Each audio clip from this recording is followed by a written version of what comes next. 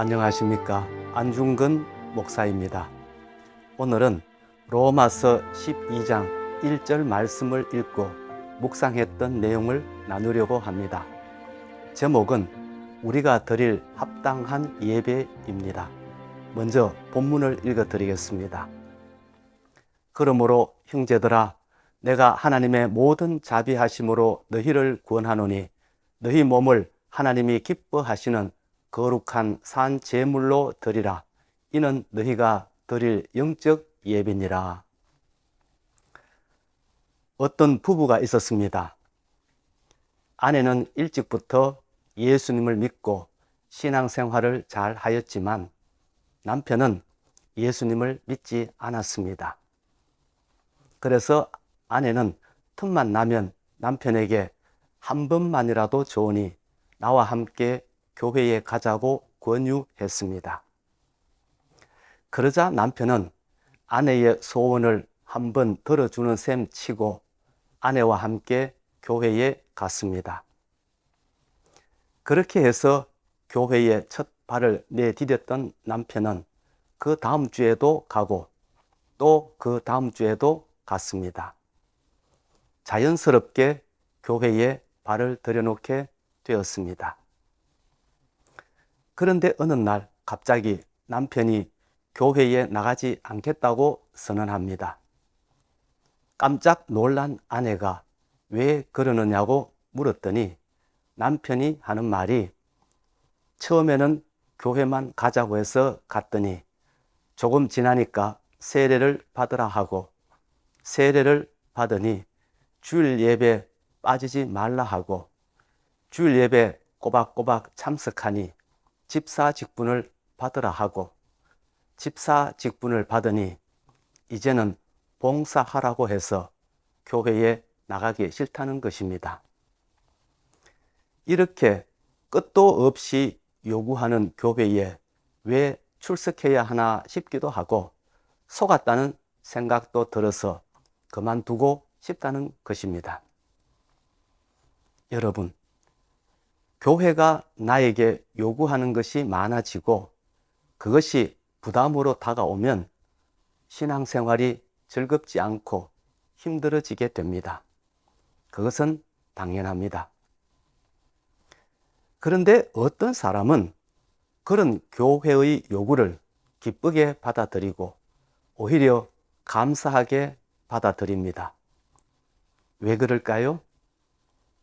왜 어떤 사람은 교회의 요구사항이 부담스러워 교회를 그만두겠다고 하는데 왜 어떤 사람은 그것을 기쁘고 감사하게 받아들일까요?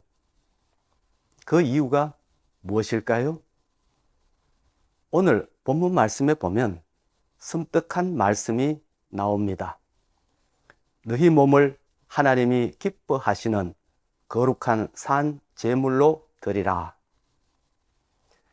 마치 인당수에 몸을 던진 심청이를 생각나게 하는 말씀입니다.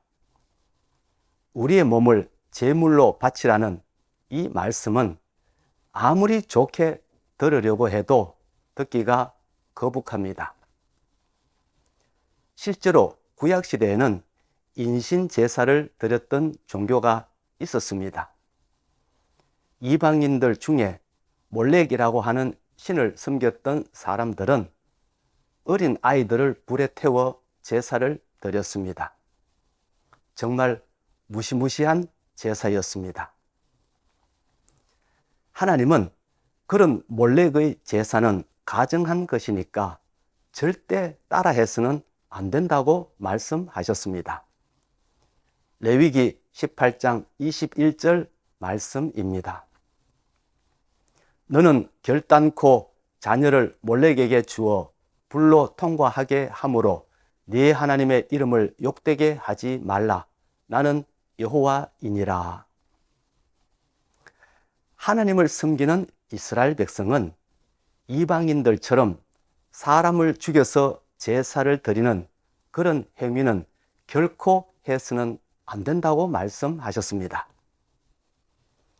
그런데 인신제사를 금지하신 하나님께서 우리의 몸을 산 제물로 바치라 하시니 이해가 되지 않습니다. 어떻게 된 일일까요? 더욱 우리가 혼란스러운 것은 그 다음에 나오는 말씀입니다. 이는 너희가 드릴 영적 예배니라. 이 말씀을 헬라어 원문으로 보면 이렇게 되어 있습니다. 텐 로게켄 라트레이안 휘모온. 이 말씀을 직역하면 이렇습니다. 이것이 너희가 드릴 합당한 예배니라. 그러니까 이 말씀은 우리의 몸을 산 제물로 바치는 것이 우리가 드릴 합당한 예배라는 말씀입니다. 어떻게 된 것일까요? 여러분, 헬라어로 신약 성경을 보면 예배라는 단어가 두 가지 있음을 알 수 있습니다. 하나는 프로스퀴네오이고 다른 하나는 라트류오입니다. 프로스퀴네오는 무릎을 꿇고 이마를 땅에 대다, 손에 입맞춤을 하다, 머리를 숙이다, 예배하다, 그런 뜻입니다. 최고의 존경을 표현할 때 사용하는 단어입니다. 라트류오는 봉사하다, 섬기다, 예배하다, 그런 뜻입니다. 자기가 존경하는 자를 위해 봉사하고 섬길 때 사용하는 단어입니다. 오늘 본문에 나오는 예배는 라트류오의 명사형인 라트레이안입니다. 하나님을 위해 봉사하고 섬기는 것이 우리가 드려야 할 마땅한 예배, 합당한 예배라는 말씀입니다. 그러니까 우리 몸을 하나님이 기뻐하시는 산 제물로 드리라는 이 말씀은 우리 몸으로 예수님과 하나님을 위해 봉사하고 섬기라는 말씀입니다. 이것이 우리가 드릴 합당한 예배라는 말씀입니다. 여러분, 일주일에 한 번 주일 예배에 와서 하나님께 최고의 존경을 표현하는 것도 예배가 되지만 평소에 그 존경하는 하나님을 위해 몸으로 섬기고 봉사하는 것도 예배라는 말씀입니다. 왜 그럴까요? 왜 하나님은 우리에게 봉사하고 섬기는 것을 원하시는 것일까요? 어떤 사람은 그것 때문에 교회를 나오지 않겠다고 하는데 하나님은 왜 그것이 우리가 드릴 합당한 예배라고 말씀하시는 것일까요? 왜 그럴까요? 그것을 이해하려면 오늘 본문 말씀의 시작 부분에 나오는 그러므로 라는 접속사가 의미하는 바가 무엇인지 알아야 합니다. 그러므로 라는 단어는 결론적으로 라는 뜻입니다. 앞서 말씀드린 것에 대한 결론으로 주시는 말씀이란 뜻입니다. 앞서 말씀드린 것이란 로마서 1장부터 11장까지의 말씀을 의미합니다. 그곳에 어떤 말씀이 있습니까? 우리를 향한 하나님의 사랑과 구원의 은혜를 설명하는 말씀이 있습니다. 죄로 인해 죽을 수밖에 없는 우리를 사랑하시고 구원하시기 위해 자신의 아들을 이 땅에 보내시고 우리 대신 십자가에 달려 죽게 하셨던 놀라운 하나님의 이야기가 그러므로 앞에 있습니다. 하나님이 어떤 분이십니까? 우리가 믿는 하나님은 이 세상을 창조하시고 인간의 생사 화복을 주관하시는 하나님이십니다. 말로 다 할 수 없이 크고 높으신 분이십니다. 그런데 우리는 어떤 사람들입니까? 그 하나님 앞에 죄를 지음으로 말미암아 사망 선고를 받은 사람들입니다. 죄로 인해 죽을 수밖에 없는 사람들입니다. 그런 우리를 하나님께서 먼저 사랑하시고 우리를 구원하시기 위해 자신의 아들을 죄 많은 이 땅에 보내시고 우리 대신 십자가에 달려 죽게 하셨습니다.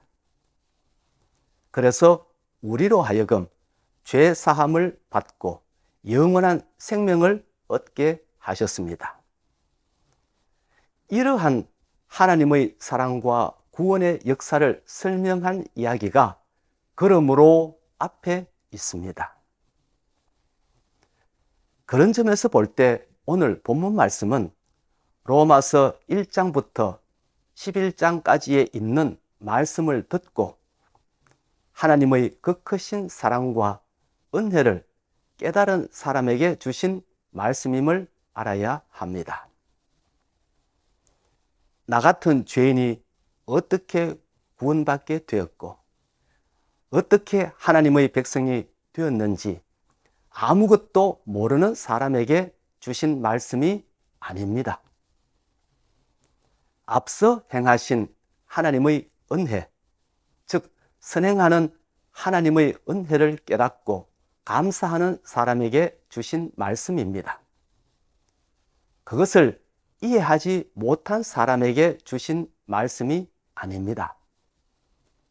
그러므로 선행하는 하나님의 사랑과 은혜를 알지 못하는 사람은 하나님을 예배하고 섬기고 봉사하는 일이 부담스럽고 힘들게 느껴질 수밖에 없습니다. 그러나 이것을 아는 사람은 자기처럼 부족한 사람을 불러주시고 그 귀한 일을 맡겨주신 하나님께 오히려 감사하며 기쁜 마음으로 감당하게 됩니다.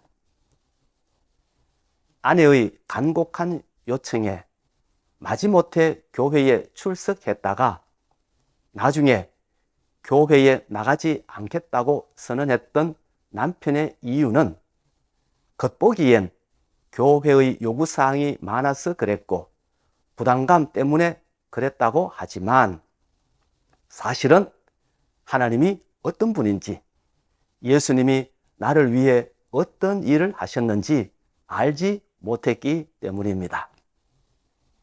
바꿔 말해서 영적 철이 들지 않았기 때문입니다. 영적 철이 들면 교회의 요청이 부담으로 다가오지 않고 오히려 감사와 기쁨으로 다가오게 되어 있습니다. 여러분, 철이 든다는 것은 내가 태어나서 여기까지 올 수 있도록 사랑과 은혜를 베풀어 주신 부모님의 수고를 알게 되었다는 말과 같은 말입니다. 내가 이렇게 어엿한 한 명의 사회인으로 성장할 수 있도록 도와준 이 사회와 국가의 도움을 알게 되었다는 말과 같은 말입니다. 여러분, 여기에 한 명의 아이가 태어났다고 생각해 봅시다.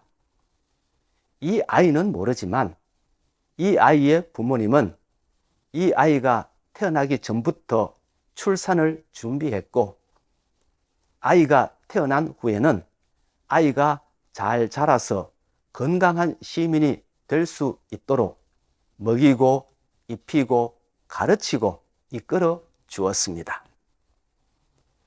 부모님만 그렇게 한 것이 아닙니다.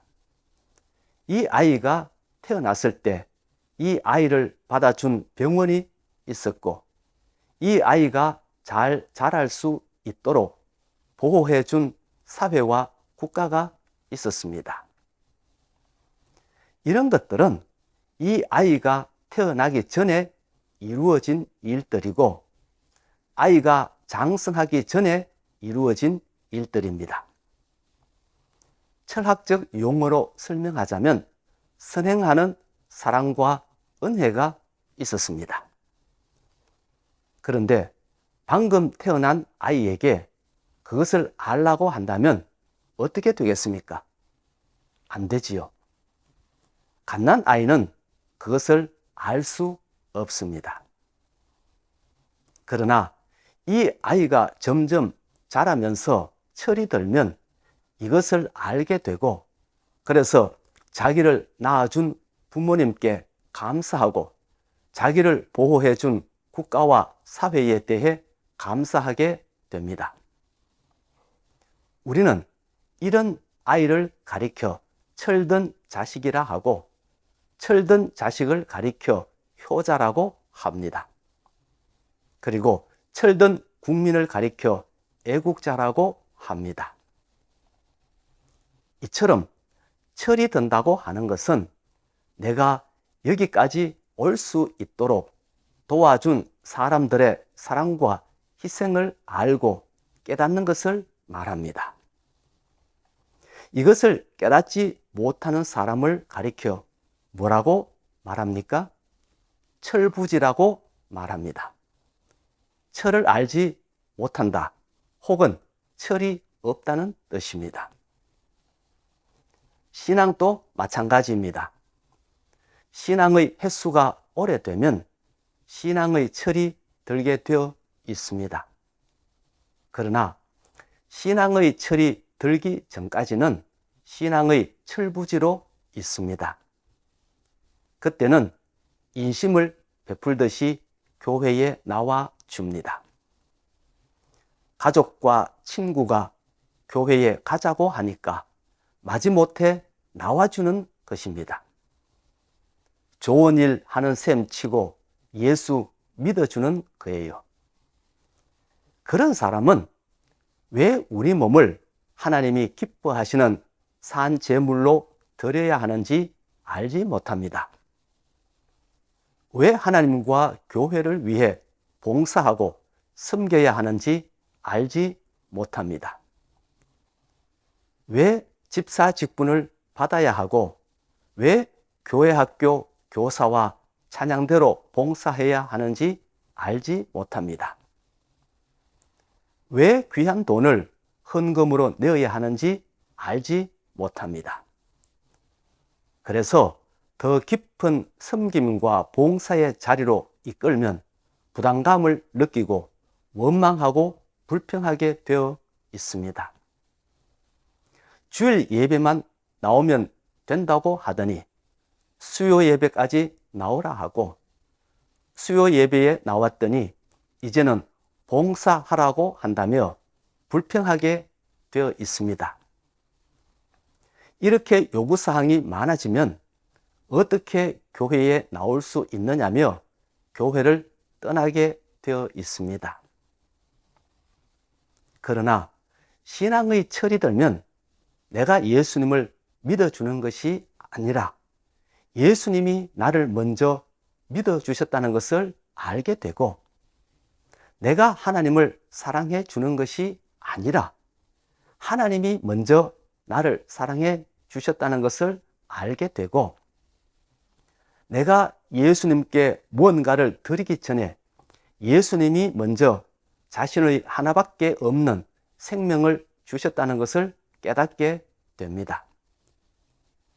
이처럼 선행하는 하나님의 사랑과 은혜를 깨닫는 것은 신앙생활에 있어서 정말 중요합니다. 그래서 사도 바울도 로마서 5장 8절에 이렇게 말씀하셨습니다. 우리가 아직 죄인 되었을 때에 그리스도께서 우리를 위하여 죽으심으로 하나님께서 우리에 대한 자기의 사랑을 확정하셨느니라. 우리가 아직 죄인 되었을 때, 다시 말해서 우리가 구원받지 못하고 죽음의 상태에 있었을 때 하나님께서 먼저 예수님을 보내주시고 우리를 구원하기 위해 우리 대신 죽게 하심으로 우리를 향한 하나님의 사랑을 보여주셨다는 말씀입니다. 이렇게 선행하는 하나님의 사랑과 은혜를 깨달은 사람은 주일 예배만 나오는 것이 부끄럽고 미안해서 수요 예배까지 나오게 되어 있고, 어떤 일을 맡겨도 감사와 기쁨으로 감당하게 되어 있습니다. 새 생명을 얻은 사람이 무엇을 못하겠습니까? 그러나 신앙의 철이 들지 않으면 자꾸만 무언가를 증명해 보이려고 합니다. 내가 이 교회 성도가 되었으니까 주일 예배 정도는 출석해야지. 나도 체면이 있으니까 이 정도 헌금은 해야지. 그렇게 자꾸만 자신의 신앙을 증명하려고 합니다. 그런데 이렇게 증명하는 신앙생활은 금방 지치게 됩니다. 내가 왜 이 황금 같은 휴일에 시간 바쳐, 돈 바쳐 이러고 있나? 이런 생각이 들어 금방 지치게 됩니다. 여러분, 우리의 신앙은 증명하는 것이 아니고 영적인 생명을 키우는 것입니다. 우리가 누구의 손에 이끌려 교회에 나오게 되었든지 예수님을 믿기로 작정한 그 순간에 예수님은 우리 가슴에 영적인 생명의 씨앗을 심어 주셨기 때문에 그 씨앗은 자라게 되어 있습니다. 그런데 그 씨앗 주변에는 욕망이라고 하는 돌덩이도 있고 근심이라고 하는 가시덤불도 있습니다. 그래서 그 씨앗이 자라는 것을 방해할 때가 있습니다. 그럴 때는 그것을 제거해야 합니다.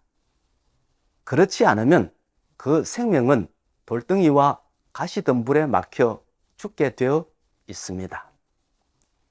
그러나 그것을 제거하고 영적인 생명을 잘 키우면 그 씨앗이 자라서 30배, 60배, 100배의 열매를 맺게 되어 있습니다.